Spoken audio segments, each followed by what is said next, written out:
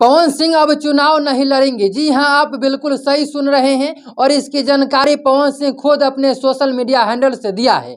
आइए हम आगे बताएंगे कि पवन सिंह अब चुनाव लड़ेंगे नहीं, या आसनसोल से नहीं लड़ेंगे, या किसी और जगह से लड़ेंगे। क्या है पूरी मामला और क्यों उन्होंने ऐसा बोला है, यह सब कुछ जानकारी आपको हम इसी वीडियो में देने वाले हैं। बने रहिएगा हमारे साथ वीडियो में अंत तक। मैं आपको बताते चलो कि पवन सिंह को बीजेपी की तरफ से पश्चिम बंगाल के आसनसोल से उन्हें कन्फर्म टिकट मिल गया, जिससे पवन सिंह काफी खुश नजर आ भी रहे थे।